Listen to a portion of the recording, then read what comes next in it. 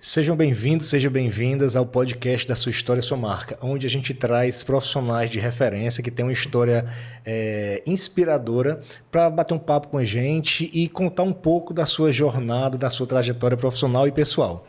E hoje eu tenho uma pessoa especial aqui conosco, a doutora Roberta Siqueira. Tudo bom, doutora?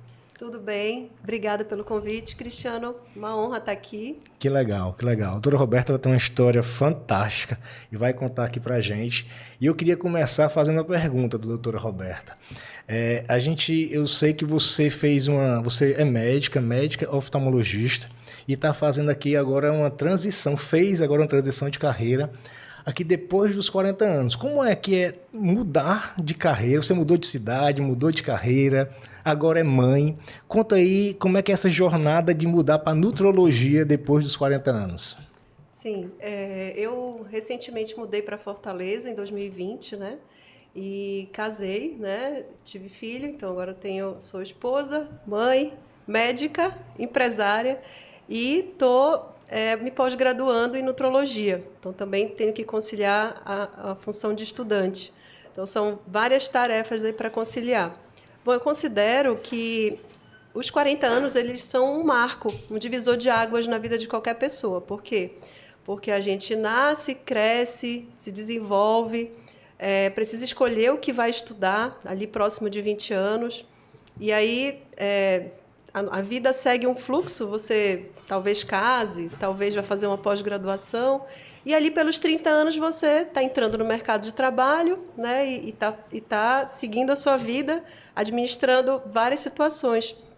E nesse caminho você vai passar por altos e baixos, vai ter erros e acertos, e aí você vai se encaminhando para os 40 anos. Por que eu considero que os 40 anos eles são um marco na vida da pessoa? Porque a pessoa já alcançou os principais objetivos da vida, né? Em geral, aos 40 anos, você já tem uma estabilidade financeira, emocional, você já sabe o que você quer, você já sabe o que te faz bem, você já tem uma parte dos seus sonhos realizada e você se propõe a ter novos sonhos. E você já tem condições, né, para armar estratégias para você alcançar esses sonhos que talvez sejam os que vão trazer mais sentido, né, para a sua vida. Porque muitas das vezes nós seguimos placas, né, ao longo da nossa vida. Eu até comentei no livro que eu escrevi na pandemia, que é o Muito Além do Self, eu comentei essa questão de você seguir as plaquinhas, né? No começo da vida, você vai para a escola, depois aparece a placa da faculdade, depois aparece a placa do casamento, e aí aparece a placa da pós-graduação, e depois acabam as placas, né? É você e você mesmo. Então, você tem que saber o que você quer, né? Montar estratégias para você alcançar. E voltando para a sua pergunta, o que me fez mudar, né? Eu acabei deixando a maternidade na minha vida ser um pouco mais tardia, por escolha mesmo, né? Eu queria encontrar o pai ideal, que graças a Deus encontrei, e eu queria que a maternidade ela viesse num momento de estabilidade mesmo, financeira. Eu queria que fosse tudo planejado, tudo feito com calma, tudo de maneira consciente, e felizmente consegui, né? Então alcancei esse objetivo. Mudei para Fortaleza, tive o meu filho aqui em Fortaleza, é um cearensezinho típico, e a partir daí comecei a me estabelecer profissionalmente, né? Então sou oftalmologista, né? Estou formada há 20 anos, e me deparei aqui em Fortaleza com um cenário um pouco diferente de Belém, que é a minha cidade natal, né? Em Belém nós temos uma quantidade bem menor de oftalmologistas, diferente daqui, que tem uma quantidade bem maior. Então, eu encontrei essa dificuldade e comecei a pensar o que eu poderia fazer, né, para que alcançasse ainda mais alguns sonhos. Então, resolvi fazer a nutrologia e, ao mesmo tempo, a nutrologia ela chegou até mim justamente nesse momento em que eu estava me preparando para engravidar, em que eu precisava ter mais saúde, né, para gerar um bebê saudável. Então, eu precisei me preparar para essa gravidez, né? Alimentação, exercício, emagreci 8 quilos nesse período da gestação, então precisei controlar, melhorar o meu metabolismo, né, para que eu conseguisse ter uma gestação saudável e, graças a Deus, foi uma gestação muito tranquila. E então eu consegui alcançar esse objetivo de gerar um filho saudável, graças a Deus. Então, a partir daí, eu passei a olhar para os 40 anos de uma nova forma, de uma nova maneira, né? Então, eu precisava ver o que eu iria fazer dali para frente, né? A partir de algumas dificuldades, né, que eu tive, então, dificuldades de controle de peso, dificuldades com doenças autoimunes. Então, a partir de algumas dificuldades, eu vi na medicina integrativa e na nutrologia uma solução, né, para os meus problemas e, assim, como poder ajudar outras pessoas também que estivessem nessa mesma situação. Legal. Você falaste muito aí dos desafios atuais, mas eu acho que a medicina ela deve ter, para você se formar médica, como é que foi essa tua jornada no início de carreira? Quais foram os principais desafios? Conta um pouco pra gente.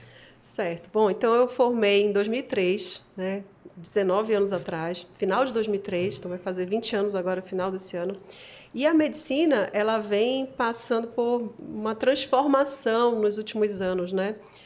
Quando eu passei no vestibular para medicina, eu morava em Belém, né, eu sou paraense, e naquela época só existiam universidades públicas, né? Então, para que você conseguisse entrar no vestibular de medicina, você precisava ser um aluno extremamente dedicado, tinha que ser uma vida de estudo.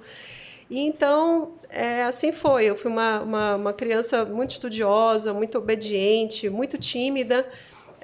E justamente eu me escondi um pouco atrás dos estudos. Eu não era aquela pessoa social no colégio, mas eu era aquela pessoa que todo mundo queria ter no grupo do trabalho, que eu era boa nos esportes, então todo mundo me chamava para os times, mas eu não era aquela pessoa que era chamada para eventos, para festas. Eu era mais introspectiva. Eu era extremamente introspectiva.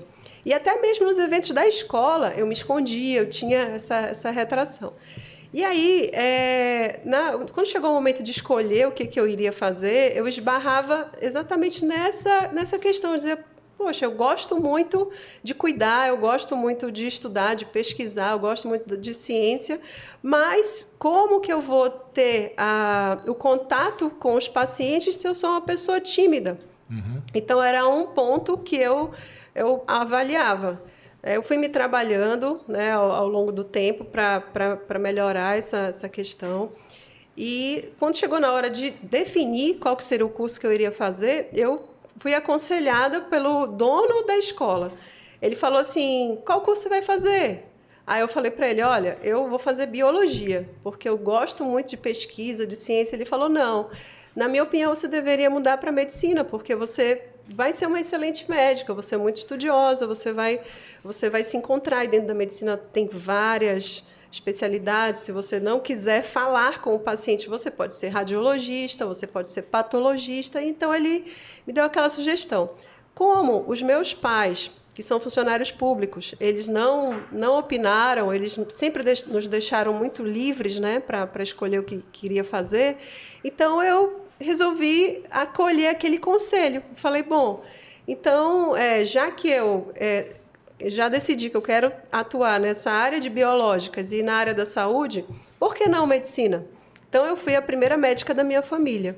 E aí eu me inscrevi no vestibular e sempre fui uma pessoa determinada e resolvi e coloquei na minha cabeça que eu ia passar no vestibular de primeira. Legal. E aí eu fiz os dois vestibulares, né, que tinham na minha cidade, que era da Universidade Federal do Pará e a Estadual do Pará.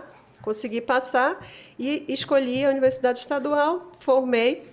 E ao longo dessa caminhada de 6 anos, né, do curso, eu decidi que queria fazer oftalmologia, né, porque eu queria conciliar uma especialidade que tivesse cirurgia, exames e consultas. E aí eu também tomei a decisão de fazer essa especialização em São Paulo, porque, a meu ver, é o centro da medicina, né, do Brasil. E essa foi uma dificuldade, foi um desafio que eu enfrentei, porque eu era uma pessoa de classe média, né, pais, funcionários públicos que não tinham tantos recursos assim para me ajudar. Então, eu fui para São Paulo, né, com, na época, R$3.000, e eu precisei alugar apartamento, me manter, né? Fazer o CRM, cadastrar o CRM do local e procurar emprego e começar a estudar. Então, foi uma fase bem difícil. Foi um ano muito difícil, até porque São Paulo é uma cidade fria em vários sentidos, né? Então, eu não conhecia ninguém. Eu acabei dividindo apartamento com uma amiga no começo, depois fui morar sozinha. E aí comecei a fazer plantões, né, de urgência, emergência. Então, trabalhei... E isso durante a residência? E isso conciliando com a residência. Estudos, que já é puxado, né? Já é bastante puxado. Então, eu tive que conciliar as duas coisas. Passei por bastante dificuldades. A cidade muito perigosa e eu, talvez uma pessoa um pouco descuidada. Aconteceu uma situação que eu cheguei a sofrer um sequestro. Caramba! E esse sequestro, ele, ao contrário, ele, ao invés de eu ficar com medo e pensar em desistir, em pensar em retornar, eu tive contato com a leitura do autor Viktor Frankl, na época, que fala de logoterapia e sentido da vida. E eu li um livro dele que fala justamente sobre o sentido da vida e ele comentou, ele escreve no livro sentido, né? que em busca de sentido, que ele passou por uma situação que ele ficou confinado na época do nazismo e ele ficou em um porão, em um sótão e ele passou por muitas dificuldades e foi o que aconteceu comigo. Eu fiquei ali presa, né, durante algumas horas refletindo na minha vida, não sabendo o que iria acontecer. E tentando entender o sentido da vida, né? Então, ali, a partir dali, aquele ponto ali, eu acho que eu ganhei no sentido de amadurecimento e entendi que eu precisava concretizar o que eu tinha ido fazer, que aquela dificuldade ali não poderia me abalar e eu precisava ser mais forte do que aquilo ali para seguir adiante. Legal. Então, aí eu superei essa dificuldade, não deixei de dirigir. Esse sequestro foi indo trabalhar de manhã cedo numa cidadezinha vizinha, parei para abastecer o carro e fui sequestrada. E aí, ao longo desse período, né, morei 7 anos em São Paulo, conheci muitas pessoas me ajudaram. Depois de um tempo, eu já estava plenamente adaptada e já tinha entrado no ritmo da cidade, que é um ritmo muito acelerado, onde as pessoas valorizam muito o trabalho sério, onde as pessoas honram muito a sua palavra, os seus compromissos. Então, passei a pegar aqueles exemplos positivos para mim e deixei a parte ruim de lado, que seria a insegurança, né, a distância da família e as outras questões. Então, dessa forma, eu consegui conciliar o estudo, né? Consegui terminar a primeira especialização, que foi oftalmologia. Depois, algumas outras portas se abriram e eu comecei a fazer o fellow, que a gente chama, que é a subespecialização. Aí, estudei retina, estudei uveíte, neurooftalmologia. E já estava plenamente adaptada na cidade, né? Já comecei a trabalhar lá. Mas aí o que aconteceu? Apareceu uma oportunidade muito boa para voltar para Belém, que é um lugar carente, né, de médico quando se compara com São Paulo. E eu recebi uma proposta irrecusável e na época estava passando por algumas dificuldades financeiras e resolvi aceitar o convite e voltei para Belém, voltei para casa. E aí voltei muito animada, cheia de planos, cheia de sonhos e não, vou montar consultório, vou montar clínica, vou ir para o interior. E aí, com isso, eu cheguei a conciliar 8 trabalhos diferentes ao mesmo tempo. Viajava para o interior, ia de barco para alguns lugares, ia de carro para outros lugares, cheguei de avião para outros lugares, porque a distância no Pará é um estado muito grande. Então, eu me diversifiquei bastante. Eu sempre achei que não poderia contar só com uma única fonte de renda. Então, eu também fiz concurso, aí também fui perita do Estado, depois fiz concurso para a universidade, fui preceptora do hospital universitário. Então, eu conciliava várias coisas, atendia todos os públicos. Atendia o SUS, atendia o particular, atendia o popular. E aí, estabilizei a minha vida. Estabilizei a minha vida dessa maneira, mas, em contrapartida, aí foi o primeiro convite para uma melhora da qualidade de vida. Eu perdi a minha saúde. Eu entrei num colapso né? Num colapso de saúde mesmo. Não foi um colapso emocional, foi um colapso de saúde.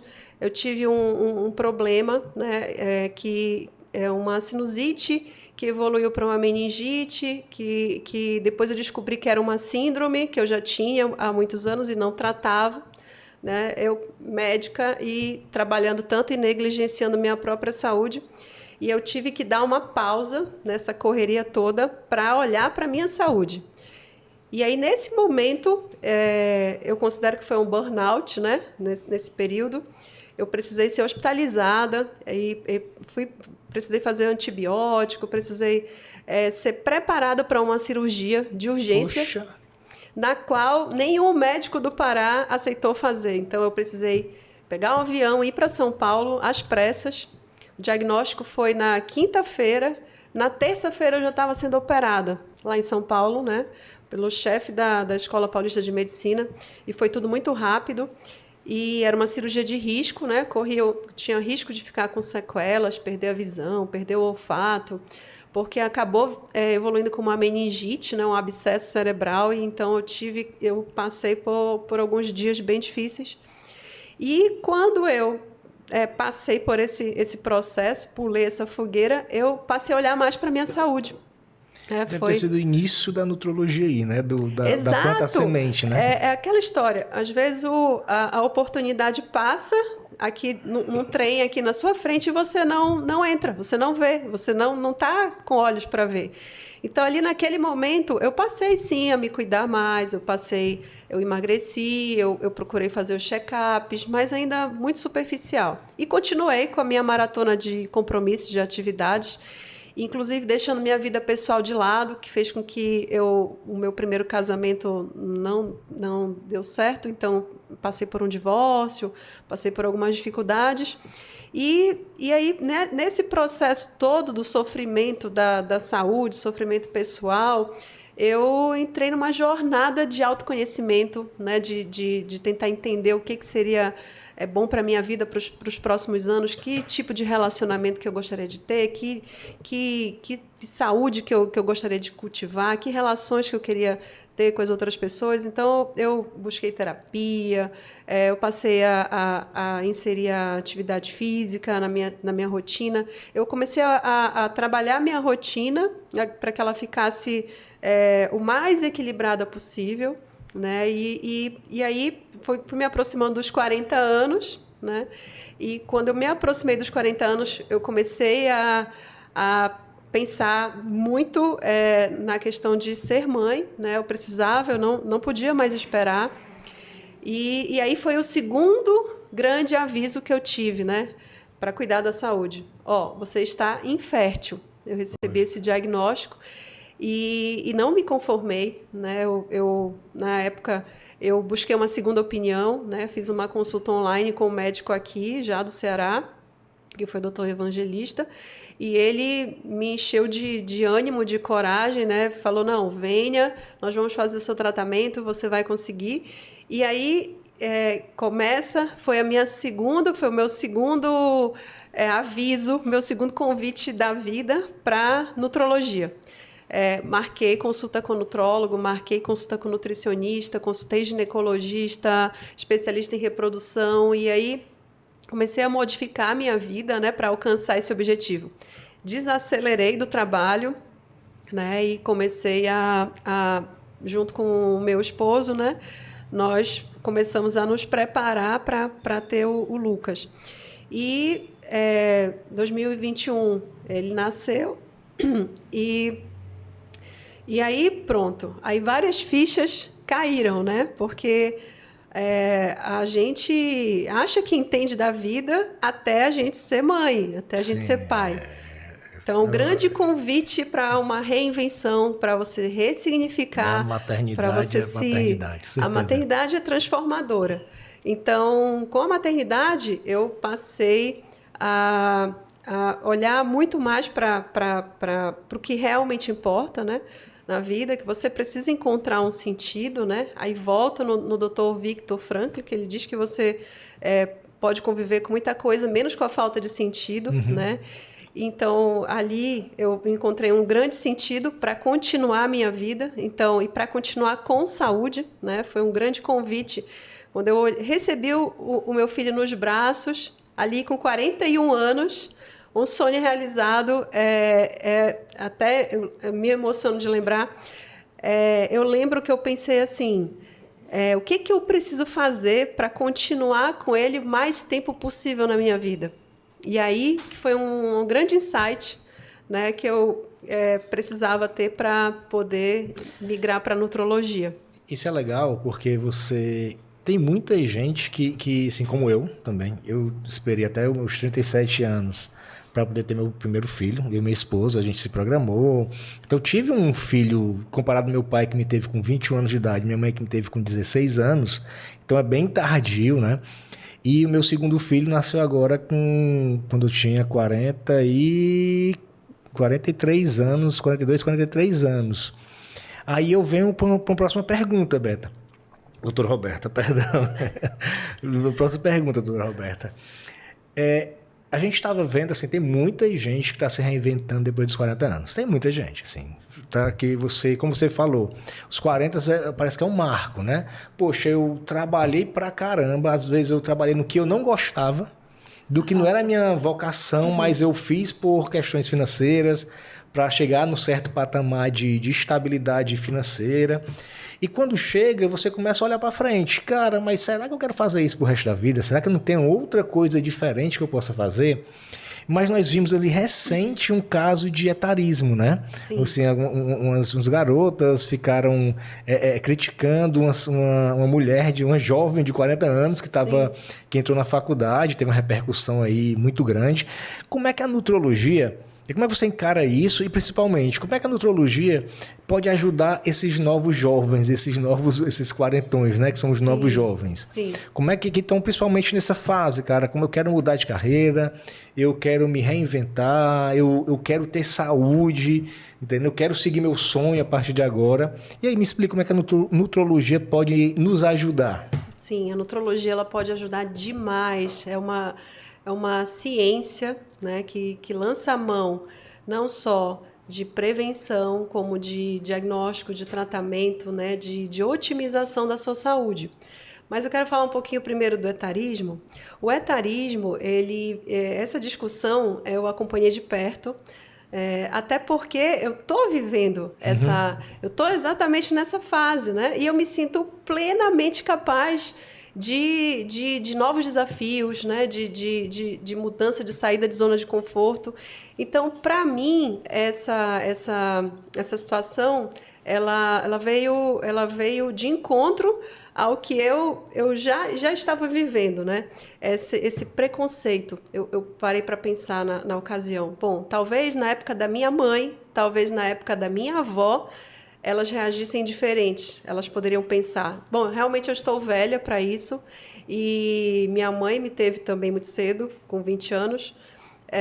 Talvez ela realmente pudesse pensar, bom, estou muito velha para isso. Mas hoje, no mundo que nós temos hoje, em que a quantidade de pessoas que ultrapassa os 100 anos é crescente no mundo, né? Já acredita-se que tenha mais de 125 mil centenários no mundo, né? É um número expressivo e tende a crescer muito mais. Recente também, né? Sim. Então, com o avanço da medicina, com o avanço do diagnóstico, com o avanço dos tratamentos precoces, cirurgias robóticas minimamente invasivas.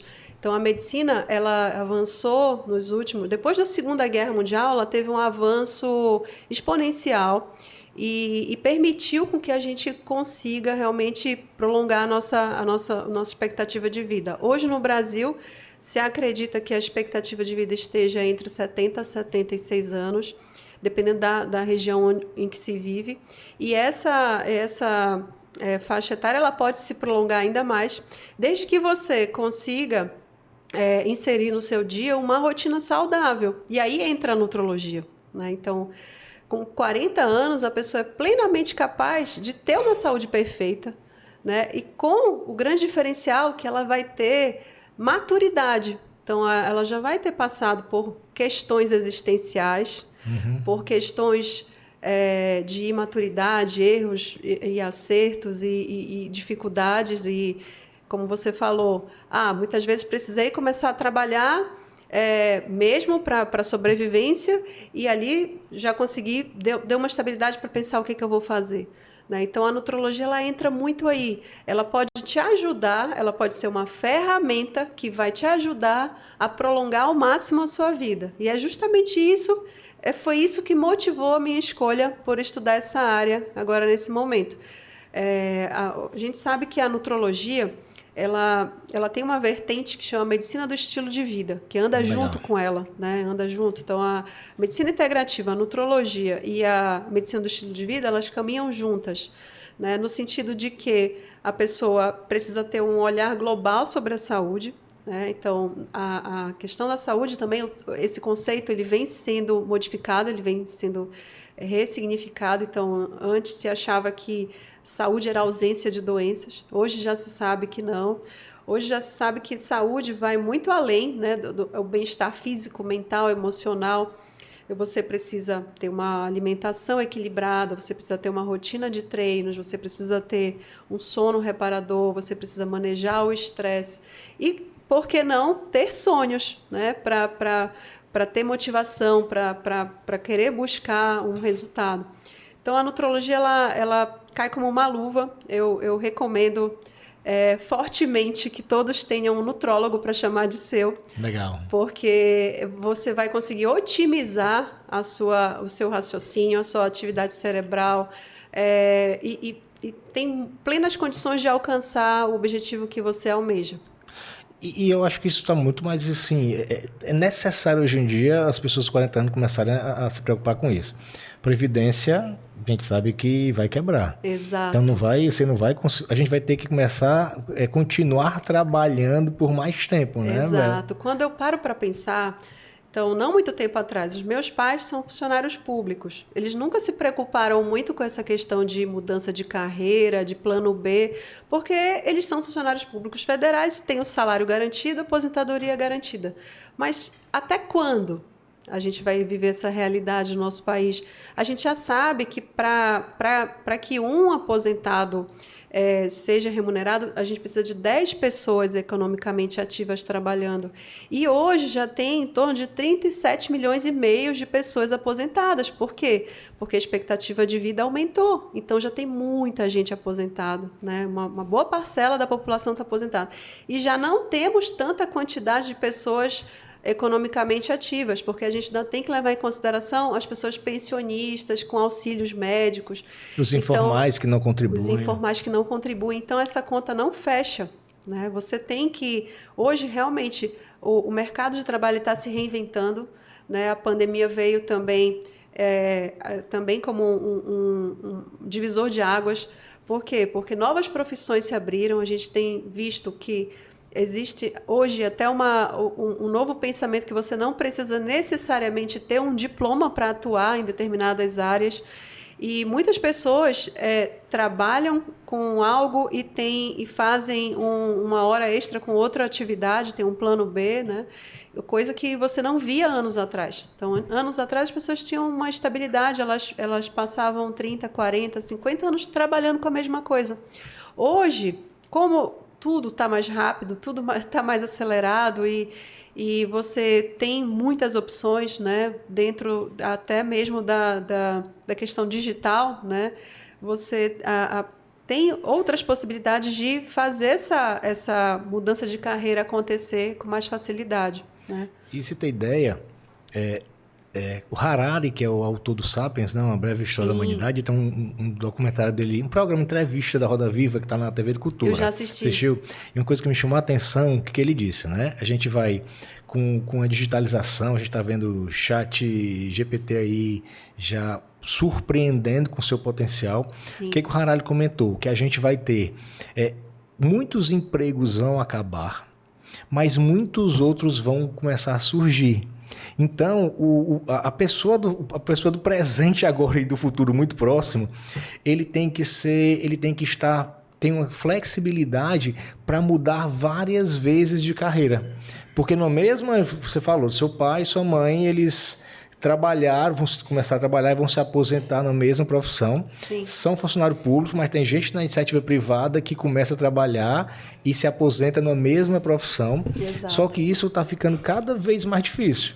Então você vai começar a ter que mudar de carreira várias vezes durante a sua vida, inclusive após os 40 anos. Exato. Então você vai ter que se reinventar. E a nutrologia, como é que a gente pode me ajudar nessa perspectiva? É mais saúde, é mais disposição? Quais são os tratamentos que são adequados para isso? Para manter essa energia, porque você, para mudar de carreira, mudar de jornada pessoal e profissional, você precisa de energia. Sim. E a nutrologia, como é que ela ajuda nesse aspecto? Certo. Então, puxando o gancho do Harari, né? O Harari, eu li esse livro dele, e ele fala assim, que você segue uma linearidade na vida, né? Você passa por estágios na sua vida, você cresce, se desenvolve. Antigamente você se reproduzia, garantia o seu legado genético. Quando a sua cria, o seu descendente estava pronto para sobreviver sozinho, você morria. Esse era o ciclo da vida. Então, antes, as pessoas morriam mais ou menos nessa faixa etária de 40 anos, 40, 50 anos. Hoje, o que a gente está observando? Essa curva ela está ficando cada vez maior, mais ampla, e a medicina está se adequando. Inclusive, hoje, nós já dispomos de uma medicina de precisão, né? Uma medicina muito mais precisa. Você já consegue fazer mapeamento do seu genoma, você consegue fazer um mapeamento do seu microbioma, do seu ecossistema intestinal, você já consegue ter informações detalhadíssimas da sua saúde, né? Então, se você lançar a mão do arsenal que a medicina te disponibiliza hoje, você consegue prever, se você fizer um estudo genético, você consegue prever quais doenças podem te levar à morte. E você já pode, desde já, começar a lançar estratégias para driblar esses gatilhos que podem desencadear essas doenças. Então, se você fez um estudo genético, que nos Estados Unidos é super comum, as pessoas fazem muito. Aqui no Brasil ainda está iniciando esse processo. Mas já existe uma área da nutrologia que se dedica a estudar isso, que é a nutrigenômica. Então, você consegue avaliar, fazer o perfil de doenças aos quais você está sujeito pela sua genética, e aí você já consegue traçar estratégias alimentares, de exercícios, suplementos, né? Você já pode, se você já sabe qual é o seu inimigo, e você já pode montar uma estratégia contra ele com uma certa antecedência. Quando a guerra começar, você já está muito lá na frente. Legal. Então, hoje, eu considero que a ciência da longevidade é justamente essas 3 áreas que eu comentei. É a medicina integrativa, a nutrologia e a medicina do estilo de vida. Mas, voltando na sua pergunta, de modo mais prático, né? No que isso impacta no nosso dia a dia, né? A gente sabe que existe um tripé da saúde. Esse tripé é justamente a alimentação, exercício e o sono. Esse tipo de profissional que trabalha nessa área, ele pode te ajudar em que sentido? Ele pode te ajudar a equilibrar tudo isso, né? Como é que você vai colocar toda essa dinâmica no seu dia a dia, sendo que você tem que conciliar com várias outras coisas, né? Então, eu até trouxe aqui um método mnemônico que uma professora minha, que é a doutora Juliana Machado, sempre fala nas aulas, que ela fala assim: para você conseguir, você tem que ser be smart, ou seja, você tem que ser esperto, né? Esse smart significa o seguinte: você tem que ser específico, M, mensurável, A, alcançável, R, relevante, T, temporal. Ou seja, você tem que ter a ajuda de um profissional para montar a estratégia para você conseguir ser esperto, para você alcançar esses 5 pilares. Então, específico. O que seria ser específico? Atividade física. Quando eu vou praticar? Que horas eu vou praticar? Quanto tempo eu vou praticar? O que faz bem para mim? O que seria o necessário para mim? Então, você vai fazer uma avaliação, você vai avaliar a sua composição corporal e, de repente, você descobre que tem muita gordura no seu corpo. Então, você vai ter que fazer um tipo de treino que vai aumentar o seu gasto a sua eliminação de gordura corporal. De repente, você descobre que você está sarcopênico. Esse termo sarcopenia se refere à redução da quantidade de músculos no corpo. Você vai trabalhar para ganhar a massa muscular que você precisa. Mensurável, quanto, né? Quanto de tempo e quanto de intensidade que eu preciso. Esse tipo de profissional também pode te ajudar. Alcançável, não adianta você traçar metas que não sejam alcançáveis, você precisa ter metas alcançáveis. Eu vou fazer um treino todos os dias, 2 horas seguidas. Você sabe que essa não é uma meta alcançável, porque você precisa fazer outras atividades. Você tem casa, você tem filho, você tem negócios, você tem relações sociais, você não vai conseguir. Então, o profissional ele vai conseguir te colocar um caminho, vai te ajudar a bolar uma estratégia, né, Vou dar um exemplo meu. Recentemente eu fiz uma bioimpedância, eu até dividi com o pessoal nos stories, né? E coloquei lá, falei, eu tenho uma rotina saudável, faço atividade física, eu me alimento bem, eu durmo bem, porém eu ainda estou precisando perder gordura. Eu tenho 5 quilos de gordura para perder para alcançar a composição corporal ideal. E aí eu parei para pensar, o que é que eu posso fazer? Bom, se a minha massa muscular está ok, eu só preciso manter. Então, eu continuo nos meus treinos de força 2 vezes por semana. E o que eu fiz? Eu aumentei a quantidade de treino aeróbico. Então, agora eu faço jejum e aeróbico os dias que eu não vou na academia. É uma estratégia que eu estou lançando mão para que eu consiga alcançar o meu objetivo. O R, o relevante, então seria isso, o tempo, né? Então já tem estudos, tem um estudo que é do DPP, que é o Diabetic Program Prevention, que ele fala que você precisa de pelo menos 150 minutos de aeróbico por semana. Esse aeróbico pode ser pelo menos uma caminhada na rua, né? Então qualquer pessoa pode fazer, desde que ela tenha uma boa mobilidade. Então existem estratégias para você aumentando, ajustando essa atividade conforme o seu objetivo vai mudando. Que aí entra o último, que é o temporal. Você precisa ter um tempo para reavaliar, né, aquelas mudanças que você implementou para saber se você está indo no caminho certo. Então, já existem várias maneiras de você colocar na sua prática o plano para você alcançar o que seria a situação mais saudável para o seu corpo, para que você tenha uma longevidade maior. Que legal. E Roberta, e com relação à alimentação e suplemento, tem algumas alimentos que são melhores, tem alguns suplementos que são... Porque existe ali uma indústria de suplemento, né? Então você tem suplemento para tudo no mundo. Sim. Mas existe aqueles suplementos que são comprovadamente eficientes, eficazes para determinado tipo de doença, determinado tipo de objetivo? Sim. A gente discute muito isso dentro da nutrologia, né? Hoje, o que é bom para mim pode não ser bom para você. Então, essa massificação da suplementação, ela não é considerada ideal. O ideal é que cada pessoa busque a resposta da sua pergunta. Então, seria fazer uma avaliação bem específica e saber o que é que você precisa suplementar. O ideal é que você conte, né, com uma alimentação saudável para que você extraia o máximo de nutrientes da sua alimentação primeiro, e aí sim entra o suplemento, que como o próprio nome diz, ele vai ajudar, ele vai suplementar a sua alimentação. Então, está havendo a Harvard, a universidade, ela tá liderando aí algumas pesquisas nessa questão da medicina do estilo de vida, falando muito sobre essa mudança de conceitos da pirâmide alimentar. Então, antigamente, se tinha, na década de 80, quando eu nasci, se tinha esse conceito de que a base da alimentação deveria ser o carboidrato. E hoje, essa faixa maior não é mais ocupada pelo carboidrato. Então, hoje já se coloca lá na base da alimentação alimentos mais naturais possíveis. Frutas, verduras, legumes.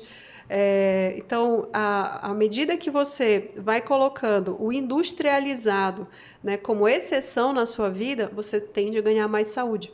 Porque os alimentos processados, os ultraprocessados, eles contêm muitas substâncias que são verdadeiros venenos para o nosso corpo. E ali, aquela história, às vezes a gente, por falta de tempo e às vezes por falta de conhecimento também, a gente vai pelo que é o mais fácil, né? Mas o ideal é que você tenha o primeiro ponto para você conseguir saúde é você equilibrar a sua alimentação. É você priorizar uma alimentação mais saudável, menos industrializada possível, e aí suplementar o que precisa. Mas, em linhas gerais, você sempre vai precisar repor o ômega 3, né?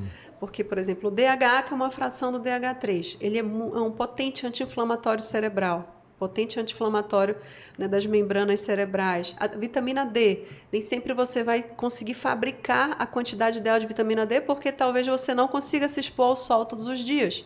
Então, também é importante que você tenha. Já se sabe dos benefícios da vitamina D para a imunidade, para a cognição, né, como neuroprotetor.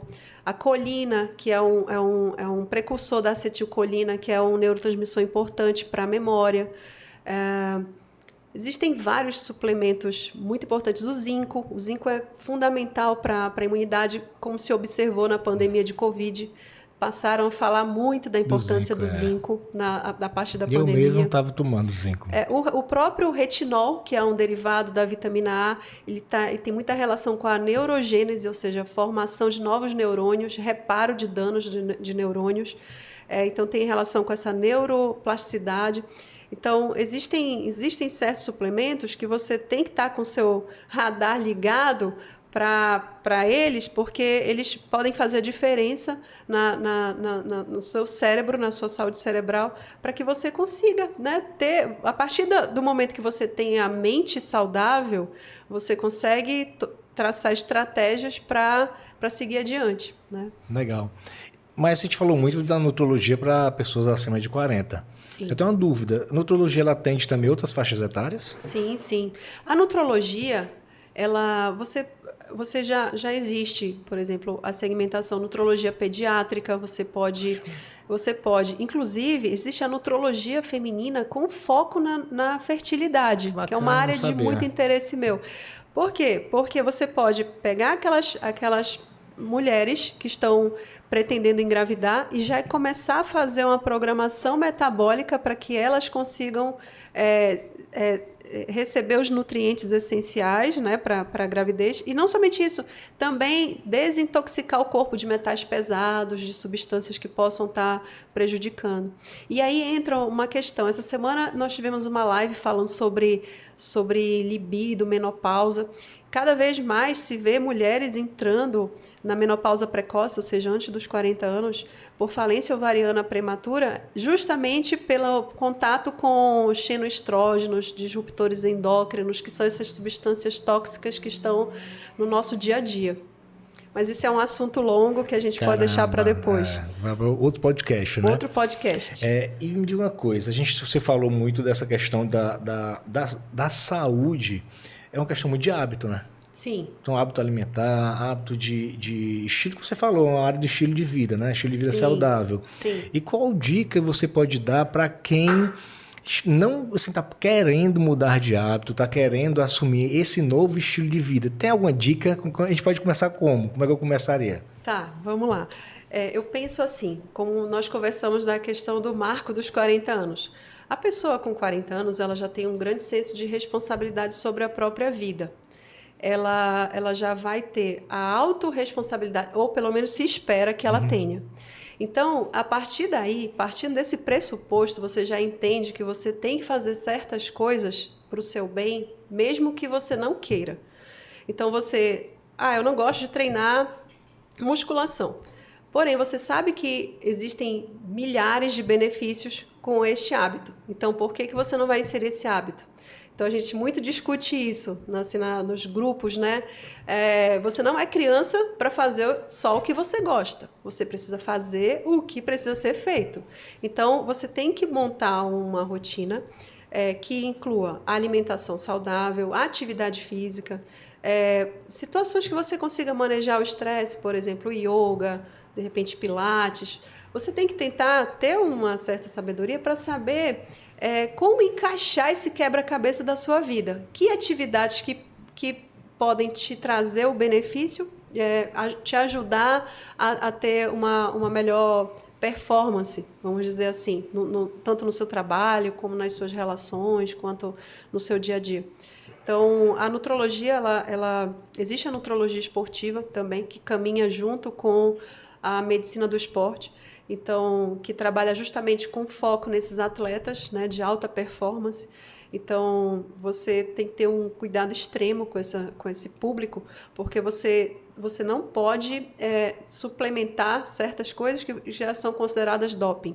Então, existe toda uma padronização mundial do que pode e o que não pode ser suplementado para esse público específico, né, dos atletas. Mas, no modo geral, existem sim vários benefícios de você consultar um nutrólogo se você não sabe por onde começar. Então, muitas vezes foi o que aconteceu comigo. A primeira vez que eu consultei uma nutróloga, ela olhou para mim e falou: a primeira providência que você tem que ter para se livrar desses quadros respiratórios, que foi o que motivou a minha cirurgia lá em 2011, ela falou para mim, você tem que eliminar o glúten e a lactose. Eu falei, mas como eu vou conseguir alcançar esse objetivo? Eu gosto muito de pão, eu gosto muito de leite, eu gosto muito de massa, né? Eu adoro comida italiana. E aí ela foi me explicando os benefícios, e aí eu comecei a me interessar pelo assunto, e comecei a ler, comecei a estudar, e comecei a fazer testes, né? Como o Timothy Ferriss faz, não sei se vocês conhecem esse Tim autor. Ferriss. Isso. Trabalho 4 horas por semana. Exato. Então, o que ele fez? Ele fez testes com a própria saúde dele. Então, eu falei, bom, já que é assim, eu vou fazer um teste. Eu vou tentar diminuir primeiro, devagar, até que vai chegar uma hora que eu não vou sentir tanta falta. E aí, a partir dali, como tem alguns estudiosos que dizem que a partir de 21 dias você consegue incorporar um novo hábito, eu consegui vencer essa barreira. Eu já consegui vencer essa barreira algumas vezes, porque, como somos humanos e eventualmente temos certas vontades, em algumas situações eu acabo comendo, mas sei que me faz mal. Então, é importante a gente estar aberto à mudança, né? Legal. Não é muito difícil. A mudança tem que partir de você. A mudança não vai partir do médico A, B, C ou que você consultar. Então, até a gente considera que tem estágios de prontidão para a mudança, né? Tem aquelas pessoas que sabem que tem que mudar, mas ainda não estão muito dispostas. Tem aquelas pessoas que sabem que tem que mudar e já estão tomando medidas, né? E tem pessoas que já mudaram e querem saber o que podem fazer para manter ou para ir além, né? Então, a gente também tem que lidar muito com esse perfil do paciente. Então, quando o paciente chega, primeira coisa, você tem que prestar muita atenção na fala dele e saber o que está motivando ele buscar aquela consulta. E tem até estudos mostrando isso. Eu vi recente um estudo científico interessante dizendo assim, que o que levou a pessoa a buscar o profissional que vai ajudar a ter mais saúde, qual foi o motivo? Foi alguém que pressionou para ir? Essa pessoa não vai alcançar resultados duradouros. Foi algo que partiu dela própria? Ela mesma chegou à conclusão que ela precisa mudar? Pronto, ela vai ter mais chance de levar esses hábitos e mudar a vida dela e mudar a história dela. Legal, bacana. E já, assim, até complementando um pouco, você foi minha aluna do curso Storytelling, né? E dentro do curso Storytelling a gente fala muito que você tem que conhecer a dor, né? Sim. Então, quando você traz a dor, realmente reconhece a dor, você começa a ter condições até de moldar a tua narrativa, a tua consulta para que atenda aquele paciente. Com certeza. Gente, infelizmente está acabando. Assim, não foi um podcast, que foi uma aula. Eu aqui aprendi muita coisa. Eu estou na faixa etária após os 40, então estou precisando realmente aí. Vou seguir vários seus conselhos, várias dicas, doutora Roberta. Mas eu queria fazer a última pergunta. O que é a sua história e sua marca para você? E como você gostaria de ser lembrada com a sua jornada de transição de carreira após os 40, mãe, batalhadora, estudante, profissional, empresária? Me responde, como é que você quer ser lembrada daqui para frente? Bom, essa pergunta é interessante quando eu parei para pensar assim, recentemente, né, nas minhas escolhas, para onde elas estão me levando. Eu confesso que eu senti um orgulho, assim. Graças a Deus a minha vida está muito equilibrada. Eu estou me sentindo, com 42 anos, me sentindo mais disposta do que com 32, mais concentrada do que com 22. E cheia de projetos, cheia de vontade de executar cada um deles, né? Eu percebo assim que muitas pessoas se limitam, né? A dificuldade muitas vezes está dentro de si. A gente precisa estar bem com a gente mesmo, saber o que a gente quer e a partir dali lutar para alcançar aquele objetivo. O curso Sua História, Sua Marca, ele trouxe para mim muito essa questão da conexão com o paciente, porque muitas vezes o médico ele é muito científico e ele pode conceder verdadeiras aulas, mas ele pode não conseguir plantar uma semente ali do que precisa. Então, essa forma de comunicação que gera conexão com o seu público, ela é fundamental para o sucesso do seu negócio. Então, se você não consegue comunicar, você pode ter o melhor currículo, você pode ter a melhor formação, você pode ter todas as condições, ferramentas técnicas necessárias, mas se você não conseguir comunicar o que você precisa, como um míssil teleguiado, personalizado para aquela pessoa, você vai falhar no seu objetivo. Então, o curso foi incrível, eu recomendo demais. Voltando para a sua última pergunta, né? O curso, como é que... E qual o conselho que eu poderia dar, assim, com base no meu exemplo, né? Não tenham medo de mudar, não tenham medo da mudança. Muitas vezes, a sua felicidade, ela tá a um palmo de atitude, né?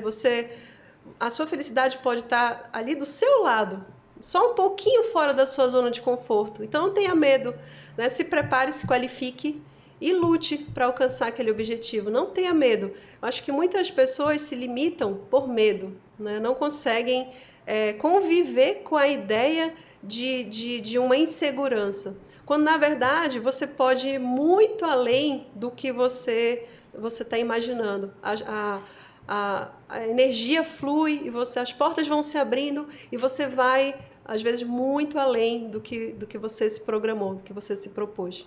Bacana, que legal, bacana. Doutora Roberta Siqueira, muitíssimo obrigado, assim, foi muito bacana esse nosso bate-papo.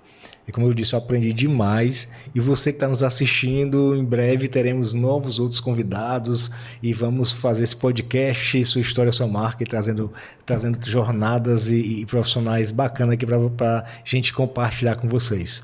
Valeu e até mais. Muito obrigada.